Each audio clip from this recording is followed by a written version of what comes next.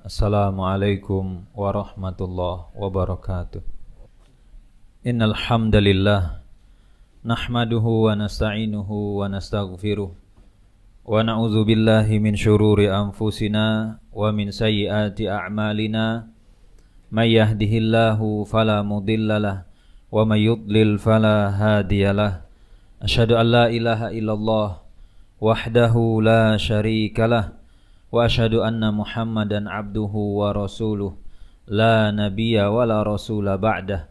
Qala Allah Ta'ala ya ayyuhalladzina amanu taqullaha haqqa tuqatih wa la tamutunna illa wa antum muslimun. Fa ya ibadallah usi nafsi wa iyyakum bitaqwallah faqad fazal muttaqun.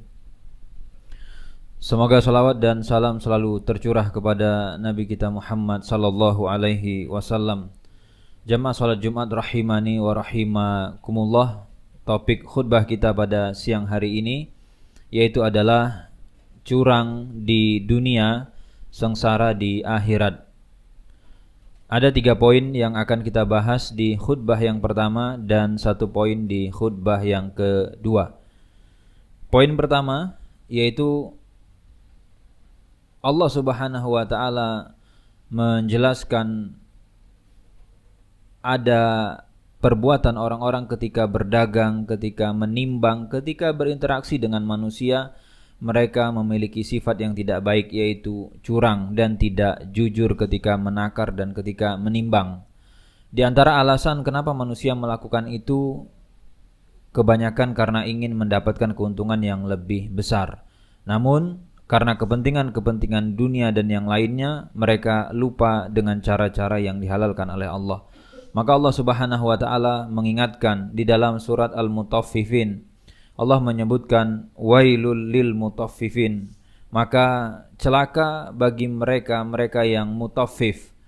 Kemudian apa maksud dari mutaffif? Penjelasannya ada di ayat berikutnya, alladzina idzaktalu 'alan nasi yastaufun. Yaitu mereka ketika belanja, ketika beli sesuatu, ketika bertransaksi dengan orang lain, yang mereka inginkan adalah takaran dan timbangannya diberikan secara sempurna, utuh dan genap. Kemudian di ayat yang ketiga, wa idza kaluhum aw wazanuhum yukhsirun. Sebaliknya ketika posisi dia sebagai pihak yang menjual, sebagai pihak yang menyediakan jasa layanan atau barang, maka dia punya karakter kalau bisa yang dia berikan itu kurang dari yang dia jual. Sehingga jamaah sekalian, kalau misalkan kita berdagang atau mungkin kita bertransaksi dengan orang-orang, maka kita beli jeruk 1 kilo, nanti yang didapat adalah jeruknya cuma 8 on atau bahkan 9 on. Atau mungkin ketika kita membeli barang, berapa yang kita beli, misalkan 1 liter, baik yang bentuknya cairan atau yang lain, ternyata yang kita dapatkan adalah kurang dari 1 liter. Ini adalah praktek-praktek orang-orang mutaffif, yaitu curang ketika menimbang. Dan kemudian Ibnu Katsir memberikan penjelasan yang lain di antara bentuk kecurangan ataupun sikap mutaffif, yaitu adalah ketika dia sebagai pedagang, dia punya karakter pengen ngurangi dan dia mungkin tidak otak-atik timbangannya, tapi dia bilang kepada pembeli harusnya dikasih 1 kilo, dia kurangi di bawah 1 kilo. Dan para ulama kemudian menyandingkan mana yang lebih parah antara curang dalam menimbang dengan maling, dengan mencuri, dengan korupsi. Kata para ulama yang lebih parah adalah maling dan korupsi. Dasarnya adalah orang-orang yang curang dalam menimbang, dia mengambil jatah ataupun hak orang lain itu kurang dari 100%.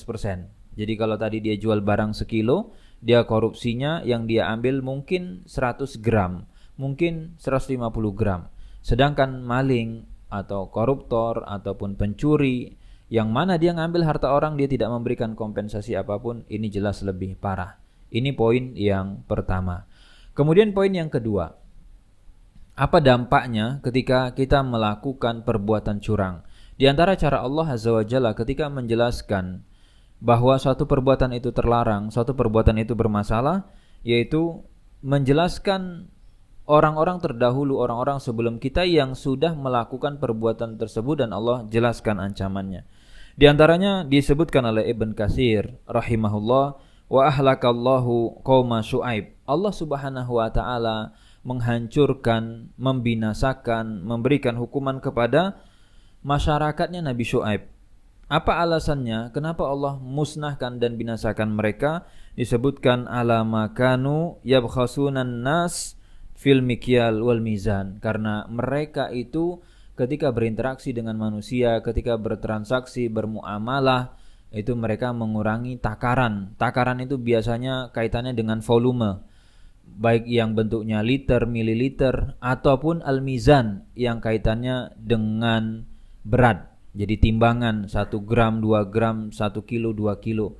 Dan kecurangan-kecurangan tadi bisa juga bentuknya dalam objek yang diukur dengan jarak atau objek yang diukur dengan waktu. Terutama kalau kaitannya dengan waktu, ya karyawan. Kaitannya dengan waktu adalah orang yang menjual tenaga dan waktunya. Bisa curang? Jawabannya bisa. Dia ngakali kantornya, dia ngakali tempat dia bekerja. Itu juga bentuk kecurangan. Dan kemudian dijelaskan apa maksud wail. Wail itu ada 2. Yang pertama adalah dimaknai sebagai azab. Yang kedua, memang di neraka itu ada tempat namanya wail. Jadi kalau sekarang kita di Karangasem atau kita di Jogja, maka Jogja adalah tempat untuk mereka. Maka Allah sebutkan wail adalah tempat untuk mutaffif, yaitu lembah di dalam neraka, itu tempat kembalinya mereka. Kemudian poin yang ketiga, di antara hal yang membuktikan bahwa curang dalam takaran, dalam timbangan, ini praktek yang bermasalah dan tidak boleh dilakukan, yaitu ketika Rasul SAW tiba di kota Madinah. Disebutkan orang-orang Madinah ketika Rasul datang, kanu min abkhasin nasi kaila.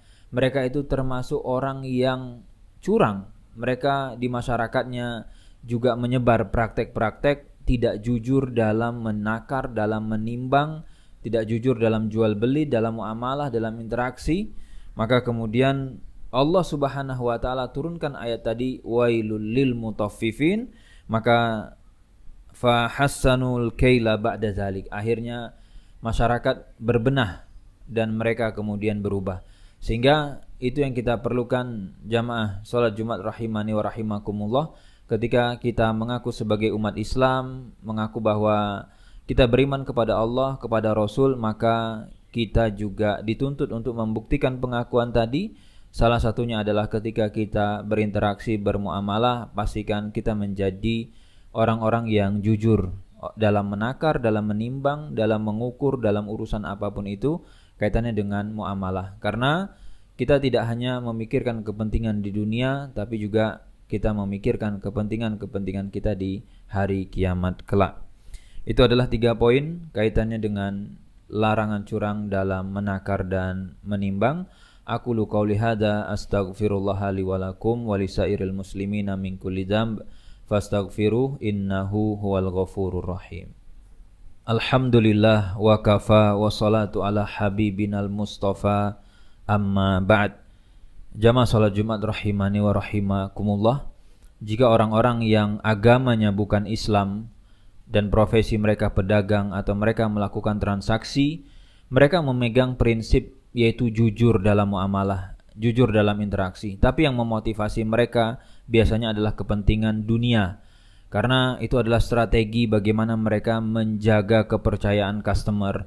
Itu adalah cara mereka menjaga loyalitas pelanggan mereka. Itu adalah cara mereka untuk mendapatkan keuntungan yang lebih besar, mengurangi biaya marketing, biaya promosi. Karena pelanggan-pelanggan yang puas dengan servis mereka itu akan secara otomatis dengan senang hati memasarkan dan membantu.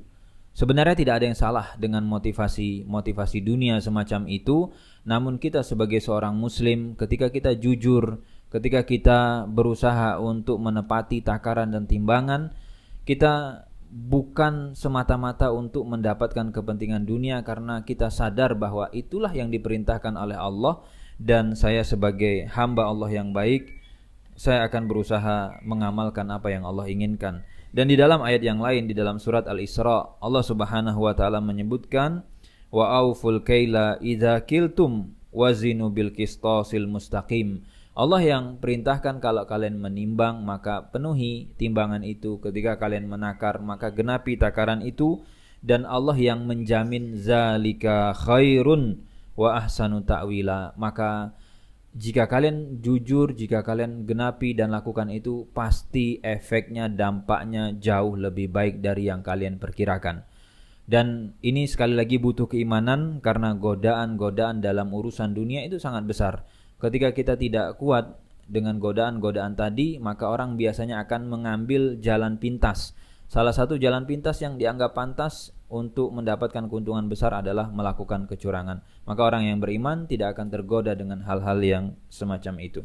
Demikian 4 poin, 3 poin di khutbah pertama dan 1 poin di khutbah kedua terkait dengan praktek kecurangan dan larangan serta hukuman bagi mereka yang berbuat curang. Semoga Allah jauhkan kita dari harta yang haram, dan Allah berkahi harta yang kita dapatkan sehingga kita berikan kepada anak, kepada keluarga, dan kita jadikan harta itu sebagai modal untuk mendekatkan kita kepada Allah Azza wa Jalla.